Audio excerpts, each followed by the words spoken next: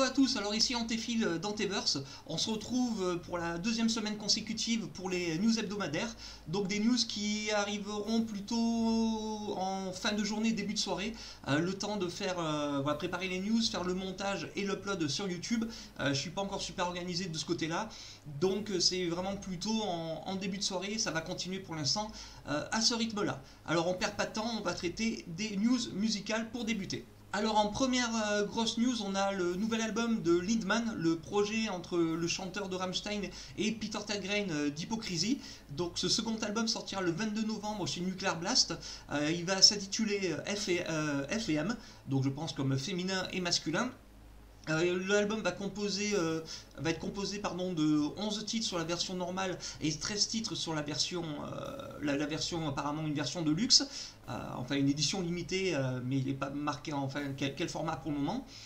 Le premier single, Stay Off, est en écoute sur l'album. Donc, comme le premier album de Lindemann, c'est, on dirait plus du pain avec le chanteur de Rammstein que réellement une collaboration entre les deux artistes. Donc, j'attends de voir si ce nouvel album va confirmer, voilà, si c'est vraiment Lindemann au chant, enfin, en collaboration, enfin plutôt voilà, au service de Peter Tägtgren d'Hypocrisie qu'une véritable collaboration entre les deux artistes. Ça sortira donc le 29 novembre prochain chez Nuclear Blast. En seconde grosse annonce, on a un nouveau CD DVD Live de Slayer. Ça va sortir le 8 novembre, ça va s'appeler The Repentless Trilogy. Ça a été enregistré, je crois que c'est le 5 août dernier, au Forum d'Inglewood en Californie. La setlist va être composée de 21 titres, une setlist assez classique pour du Slayer. Et voilà, si vous avez vu Slayer sur la dernière tournée ou Hellfest, vous connaissez la setlist. De toute façon, toutes les infos sur l'album sont disponibles sur le live sont disponibles sur le site. La chose à noter, c'est que sur la version DVD Blu-ray, le live en fait va débuter par un mini court métrage en fait, comme les trois extraits de l'album Repentless formaient. Les trois clips faisaient un mini court métrage. On va retrouver certains des acteurs de cette trilogie de clips pour finaliser cette histoire. Alors au niveau du casting de ce short film, voilà, de ce court métrage, il y aura Jason Trott qu'on a vu dans Hatchet 3. Danny Trejo, voilà, Danny Trejo qu'on ne présente plus, pardon. Richard Speight, vu dans Band Brothers Supernatural, Derek Mears dans Agent of Shield, Jessica Pimentel dans Orange is the New Black, Taylor Mane de X-Men Halloween 2, l'homme avec la grosse carrure, dents de sabre et qui jouait aussi donc Michael Myers, Bill Moseley, Devil Reject et Massacre à la tronçonneuse 2, Caroline Williams de Massacre à la tronçonneuse 2, Sharknado 4 et Sean Wallen qu'on avait aussi donc lui dans Twister et The People Under the Stairs. Donc très bon casting, on a hâte de voir ce que ça va donner. Donc le 8 novembre ça sera chez Nuclear Blast. Toujours en sortie musicale et live, c'est Massisteria qui a profité de son passage au Hellfest 2019 pour proposer un nouveau live, voilà, un nouveau live sans grosse prétention. Ça va sortir chez Vericords le 25 octobre. Toutes les infos sont sur le site, la fiche de l'album du live est sur le site, vous pourrez consulter la setlist. Voilà, les fans de Massisteria comme moi seront heureux de retrouver un live du groupe, même si après le live à l'Olympia ça va paraître un peu chiche au niveau de la setlist et au niveau de la qualité technique, mais je pense qu'on va avoir quand même un bon produit axé sur les fans du groupe. Alors on a aussi également Fernando Ribeiro qui nous a annoncé qu'un nouvel album de Moonspell devrait arriver en 2020, un album qui devrait être très mélancolique. Alors je suis assez content d'une annonce comme ça, parce que je pense que Moonspell c'est dans ce registre-là qu'ils ont fait leurs meilleurs albums, avec leur facette gothique triste. Je pense personnellement que c'est là où ils ont fait leurs meilleurs albums, donc j'ai hâte d'écouter ce nouvel album qui sortira en 2020, donc on aura le temps d'en reparler d'ici là. Toujours en future sortie d'album, là c'est Rob Zombie qui prévoit de sortir son nouvel album en début 2020 chez Nuclear Blast. Voilà, un album pour l'instant décrit par Johnny Five, le guitariste, qui a un album assez heavy avec des refrains assez accrocheurs. Donc en fait du Rob Zombie assez classique en somme. Donc on va attendre les premières infos, le premier titre, avant cette sortie en 2020. Donc je pense que les premières infos devraient arriver assez rapidement. On avait appris le départ du bassiste Frédéric Leclerc de Dragon Force, alors que le nouvel album venait de sortir, donc qui venait quitter le groupe après pas mal d'années au sein du groupe, donc je ne sais plus exactement le nombre d'années, mais vraiment pas mal de temps. Et il vient d'être annoncé qu'en fait le bassiste vient de rejoindre Creator. Je savais même pas que Creator avait perdu son bassiste, je crois qu'il a depuis au moins une vingtaine d'années. Donc ben, c'est Frédéric Leclerc qui le remplace. Voilà, rien à dire de plus, à part que la danse a bien surpris. Et on a hâte de retrouver le musicien en live et sur l'album avec Creator. Et j'espère que voilà, qu'il va bien correspondre au groupe, parce que pour l'instant c'est vrai que Frédéric Leclerc, on a plus l'habitude de le voir dans un registre heavy, mais c'est un musicien quand même assez porté sur le métal extrême et le métal bien bourrin. Donc je pense quand même qu'il a bien sa place dans Creator, et on a hâte de voir du live et un album du groupe avec lui. Maintenant on passe aux petites news agenda. On a Tankrust qu'on avait chroniqué sur le site, qui fait du death thrash, qui fait une petite tournée de 1, 2, 3, 4, 5, 6, 7, 8, si je ne me suis pas trompé, de 8 dates. En octobre, entre octobre et novembre. Je mets en dessous les dates, donc pour ceux qui veulent découvrir le groupe et les fans de Tankrust, vous pourrez les voir en concert sur ces dates là. Toujours en annonce agenda, alors là une bonne nouvelle pour ceux comme moi qui auront loupé le groupe en première partie de Ministry en juillet dernier. Free Kiss, voilà, va faire une nouvelle tournée européenne en 2020, avec une date le 28, je me trompe pas, le 28 février à l'Étoile à Paris. Le dernier album est très bon, je le chroniquerai bientôt sur le site, parce que j'ai pas encore eu le temps de l'acheter et je veux pas le télécharger ni rien, donc j'ai pas reçu le promo, donc dès que j'achète l'album j'en fais une petite review sur le site. Mais c'est un groupe définitivement pour les fans de Rammstein, Strapping Lad ou de metal indus bien bourrin, voire aussi de Manson. C'est un album, enfin c'est un groupe et un dernier album vraiment à ne pas louper, donc le 28 février prochain à Paris. Et en dernière news agenda, Evanescence et Within Temptation vont faire une tournée commune en 2020 et qui passera par la France le 5 avril, qui passera par l'Accor Arena Hotel, donc l'ancien Bercy. Voilà, ça fera plaisir pour les fans de métal symphonique, du métal féminin et les fans des deux groupes de voir les deux groupes Evanescence et Within Temptation.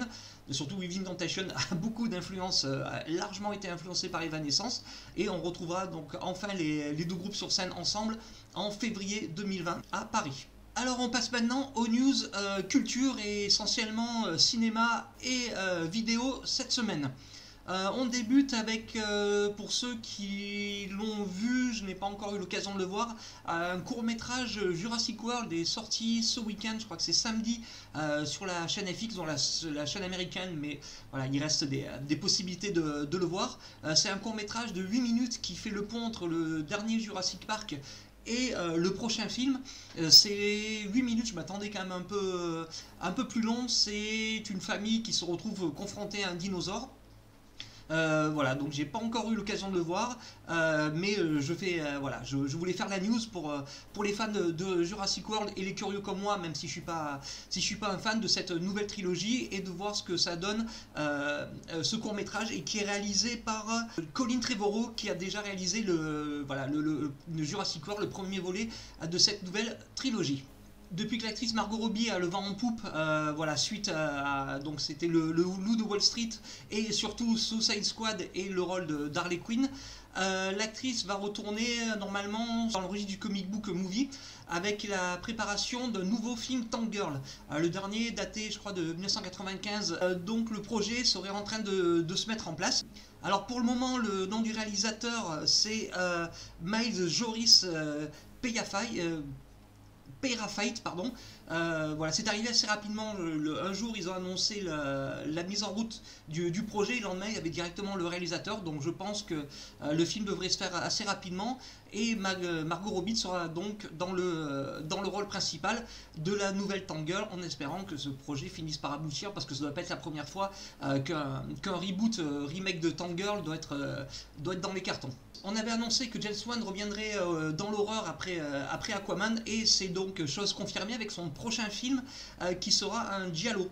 Donc c'est assez surprenant. On le pensait plutôt dans un registre toujours dans l'univers pas l'univers du Conjuring, mais plutôt dans cette épouvante qu'il a su créer. Le giallo est quand même un style, voilà, le style italien des années 70-80 est un style quand même qu'on retrouve dans certains de ses films, surtout dans Dead Silence, on le ressentait pas mal. Donc James Wan se lance à corps perdu dans le giallo, ce sera son prochain film. Pour l'instant, pas de date de sortie, mais voilà, on devrait avoir les premières infos rapidement et j'en reparlerai dès qu'on les aura. Après le projet, alors la couleur tombée du ciel avec Nicolas Cage, qui est donc une adaptation de Howard Philip Lovecraft, qui pour l'instant n'a pas reçu des super critiques, à part une prestation de Cage toujours aussi folle, mais le film n'est pas super. On attend nous de juger, d'en faire une petite review pour voir ce qu'il en est, mais une autre adaptation de Lovecraft est en cours avec The Color of Madness, dans lequel jouera Barbara Crampton, enfin où joue même actuellement parce que le film est en tournage, avec une première photo et un premier poster que j'affiche là. Pas de date de sortie pour le film, mais il sera dans les festivals en 2020. Et on espère que ça sera une bonne adaptation de Lovecraft, parce que pour l'instant on va dire qu'un film sur 3 est une bonne adaptation, mais le reste du temps c'est assez catastrophique, et malheureusement voilà, la couleur tombée du ciel avec Nicolas Cage ne semble pas déroger à la règle. Pour les fans de la saga des Tours Mortels, le nouveau film est en préparation, je crois que c'est le 7e film, donc pour l'instant le film vient de débuter son tournage, donc pas de date de sortie, enfin je crois, non, pas de date de sortie, pas d'infos encore, pas d'image, mais enfin si, Mike P. Nelson qui a réalisé Les Domestiques qui réalise le film, mais à part ça voilà, pas d'image, pas de premières véritables infos, et on attendra les prochains mois pour avoir j'allais dire le synopsis, mais on sait à quoi s'attendre et la date de sortie. Maintenant une news assez cool avec J.J. Abrams qui vient de signer un partenariat de 5 ans avec Warner Media pour réaliser des films et des séries sur la plateforme donc dédiée à Warner Bros. Ce qui veut dire qu'on aura sûrement les nouveaux films du Cloverfieldverse qui étaient sur Netflix. Le dernier avait été racheté sur Netflix parce que la sortie en cinéma avait été jugée risquée. Donc je pense que les prochains films du Cloverfieldverse arriveront sur sur Warner pour proposer ces prochains films et productions. Donc ça c'est assez cool pour les fans, et ça fait un bon point pour Warner Media par rapport à Netflix, à Disney+, ou même Amazon. Pour l'instant il faut qu'ils se fassent un bon petit catalogue pour arriver à concurrencer les plus grosses plateformes du milieu. Et par contre aussi une annonce surprenante par rapport à J.J. Abrams, c'est qu'il compte développer aussi des jeux vidéo. Ça peut faire une bonne nouvelle. On attend de juger ce partenariat dès qu'il débutera, et on aura les premières infos sur ces projets séries, films et jeux vidéo. Enfin, le casting de Suicide Squad complété. Le nouveau film Suicide Squad, qui va être une sorte de reboot de la franchise avec de nouveaux personnages, de nouveaux acteurs et des revenants par James Gunn, a son casting final. J'affiche le casting je pense de ce côté. Et avec les noms qu'on va retenir, surtout donc John Cena, le catcheur, au cinéma, qu'on a vu dernièrement dans Bumblebee, Jay Courtney, qu'on retrouve, je crois que c'était Boomerang dans le premier Suicide Squad, Nathan Fillon, qu'on ne présente plus et qui est un habitué des productions James Gunn, Sean Gunn, le frère de James Gunn, Taika Waititi, donc Thor Ragnarok, ce qui confirme que le réalisateur continue sa carrière d'acteur dans le monde du comic book movie. On aura aussi Peter Capaldi, l'ancien Doctor Who, Idris Elba, qui pour l'instant n'a pas des rôles faramineux au cinéma, malgré c'est un très bon acteur avec pas mal de charisme, et pour l'instant ses rôles au cinéma c'est vraiment pas top. Donc j'espère que ce Suicide Squad va un peu déroger à la règle et qu'il va pas nous offrir une prestation ou un personnage en dessous de ce qu'il mérite. Margot Robbie bien sûr dans le rôle d'Harley Quinn qui revient, et l'habitué de tous les films de James Gunn, Michael Rooker. Alors vous avez toute la liste là qui a été qui a été diffusée sur Twitter. Alors une petite annonce concernant Disney+, la plateforme va jouer sur la nostalgie et va profiter pour remettre enfin, aux yeux du public, ces anciennes productions, enfin ces anciens dessins animés dédiés aux super-héros. Donc c'est les X-Men, Spider-Man, The Incredible Hulk, pardon, les 4 Fantastiques qui vont avoir droit à leur diffusion sur la plateforme pour ceux qui ont découvert ces séries des années 70, 80 et même 90. Et aussi on devrait avoir droit, alors pour l'instant ça n'a pas été tweeté, mais il y aura aussi Spider-Woman, Spider-Man Amazing Friends et un autre show apparemment, Spider-Man. Pour l'instant pas de date de quand ces séries seront ajoutées, mais pour les fans comme moi qui ont grandi avec ces séries, ce sera assez cool de les redécouvrir et de pouvoir les revoir à l'occasion sur la plateforme. Alors toujours chez Marvel, le studio va enfin commencer à capitaliser sur son rachat de la Fox avec la mise en chantier du film Silver Surfer, voilà, le surfeur d'argent qui était déjà en préparation chez la Fox depuis des années. Voilà, parce qu'on l'avait vu dans les 4 Fantastiques, le surfeur d'argent, mais voilà, le film était vraiment catastrophique, et surtout ce qui permettrait d'introniser Galactus comme le nouveau super vilain, la super grande menace de Marvel au cinéma, du MCU. Alors pour l'instant, pas de news sur le réalisateur ou quoi que ce soit, juste que le projet est en cours de réalisation et on a hâte de voir tout cela se concrétiser. Alors maintenant, on passe aux news vidéo avec Free From Hell, le nouveau Rob Zombie qui vient de sortir aux États-Unis, qui s'est fait un petit circuit en salle et qui arrivera en octobre en Blu-ray aux États-Unis, exactement le 15 octobre. Je pense que le film arrivera assez rapidement en France, donc on pourra juger assez rapidement sur pièce de cette nouvelle, de cette suite de Devil's Reject qui est très attendue. Surtout après un 31 qui était vraiment pas super et un Lord of Salem qui était vraiment catastrophique. Donc on espère que ce Free From Hell va redorer un peu le blason de Rob Zombie. Et je pense que d'ici novembre, je pense qu'on pourra commencer à mettre les yeux sur ce nouveau film de Rob Zombie.